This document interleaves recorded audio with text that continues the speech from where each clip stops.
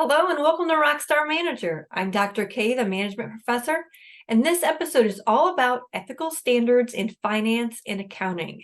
I have another video about 4 ethical rules that are used in management, and I'll put that link in the description below.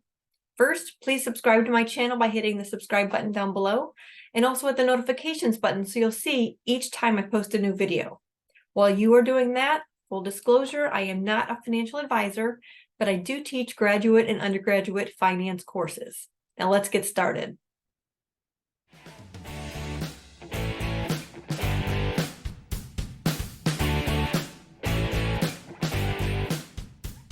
When we refer to ethics, we're really talking about the trust in the integrity of the process, the business, and/or the person. Major industries uphold ethical standards because they are the framework for the trust that buyers or consumers have in the economy. Trust is what keeps relationships together. If you don't have trust, you really don't have a relationship, whether it's personal or professional.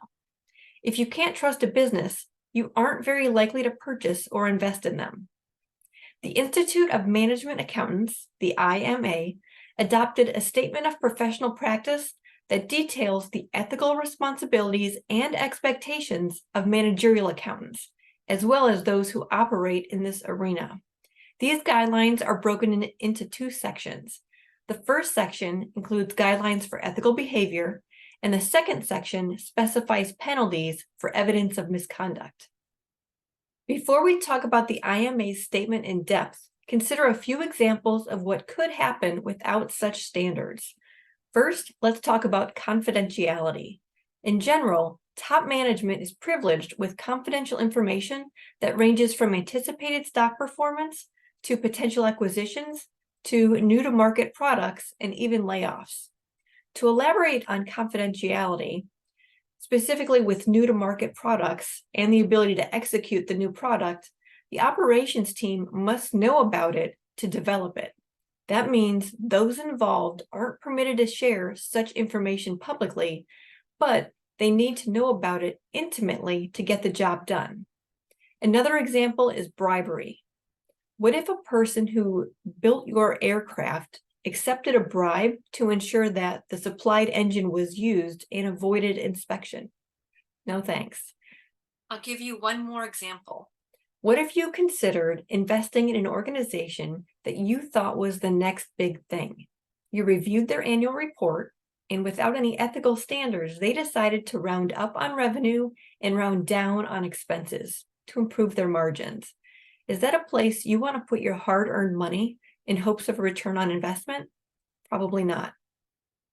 Managers plan, lead, organize, and control processes. Understanding the financials are one of the major components to be successful. You need to deliver your output on time, on budget, and with high quality. If you receive bad financials, you're likely to have bad results. Remember GIGO, garbage in, garbage out? Similar concept here. Make sure you have a good understanding of your revenue and expenses, when payments are due, as well as what dollars should be coming in the door. Don't just accept the reports, but do your due diligence with the numbers and ask plenty of questions. What if you change operations? How does that impact your bottom line? You should be able to talk intelligently about your financial situation at any point in time and have a good understanding of what-if scenarios.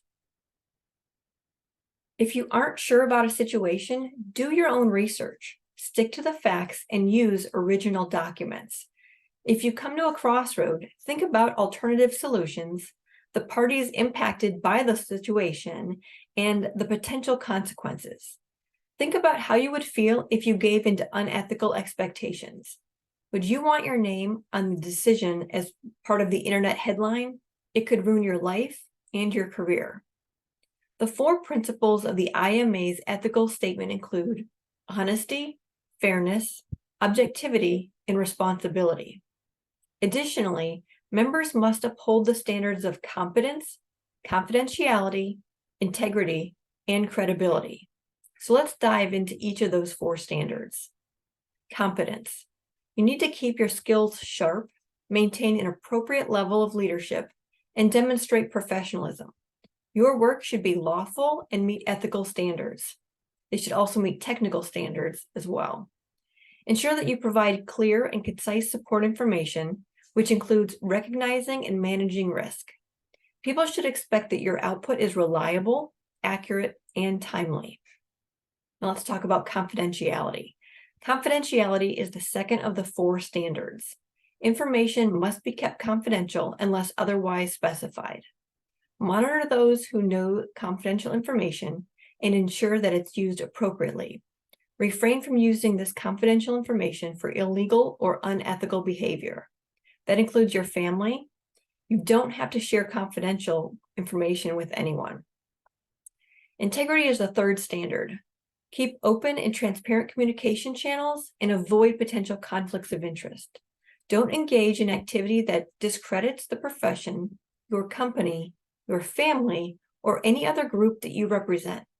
Place the integrity of the profession above personal interests. Follow the proper processes, and if there aren't any already in place, create SOPs, standard operating procedures, and get the proper parties to sign off on the process in advance. The 4th and final standard is credibility. Be sure to communicate fairly and objectively. Provide relevant information that would impact decisions. Report delays or deficiencies in information. Communicate limitations, constraints, or concerns that could prohibit the success of your overall performance.